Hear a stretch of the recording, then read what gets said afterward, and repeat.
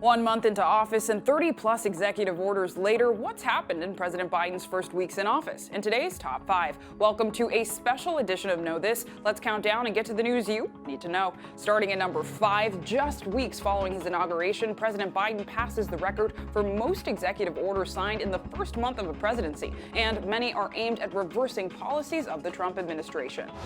It started on Inauguration Day when he signed 17 orders. Biden rejoined the World Health Organization and Paris Climate Accords. He also abolished the Muslim ban, strengthened protections for DACA recipients, and stopped construction of the U.S.-Mexico border wall. All of those were orders undoing policies put in place by former President Trump. Since then, he's continued the practice, bringing the total to more than 30 in a month. Other orders include the end of the transgender military ban and the creation of a family reunification task force, both acts making good on promises that he made on the campaign trail.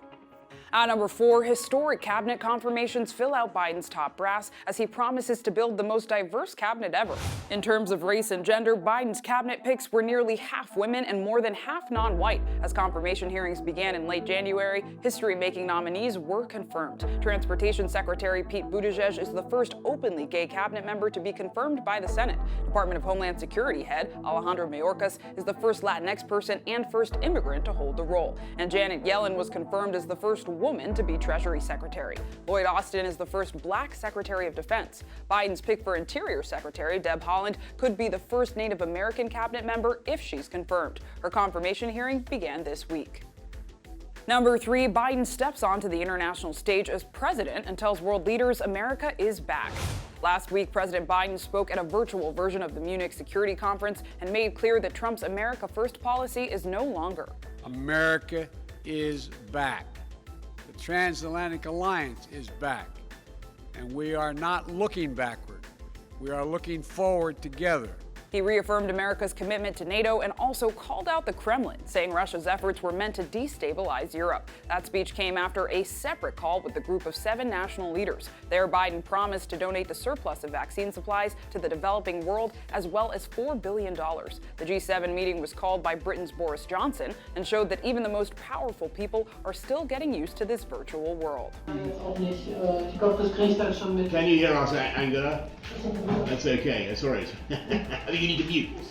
At number 2, members of Congress present Biden's plan for an overhaul of the American immigration system. Proposed legislation was introduced in both the House and the Senate that was based on Biden's framework to provide citizenship to millions, a cornerstone of his domestic policy agenda. The plan would create a 2-tier system by creating pathways to citizenship for a total of 11 million people living in the United States. The first group is made up of farm workers, temporary protected status holders, and dreamers. They would be eligible for a green card and then citizenship 3 years later. The other group of unauthorized immigrants would be able to request a stay on deportation as well as working permits, then face an 8-year road to citizenship. The Citizenship Act also calls for more technology to patrol the U.S. border with Mexico and would remove the word alien from immigration laws. The legislation faces an uphill battle, however, because it will need the support of all Democrats plus 10 Republicans to pass in the Senate. And at number 1, just 4 weeks after taking office, America passes a grim milestone of 500,000 deaths in the pandemic, and Biden faces bringing America out of one of its darkest periods in history.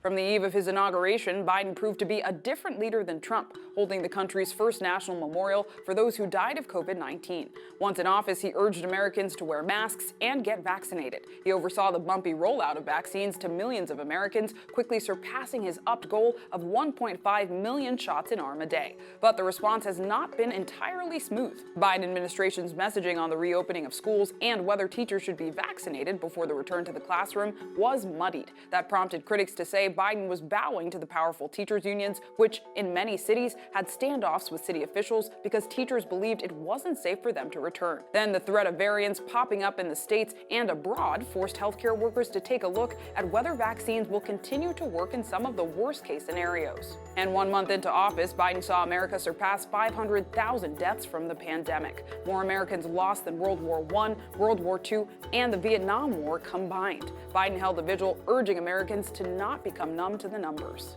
As a nation, we can't accept such a cruel fate. While we've been fighting this pandemic for so long, we have to resist becoming numb to the sorrow. We have to resist viewing each life as a statistic or a blur or on the news.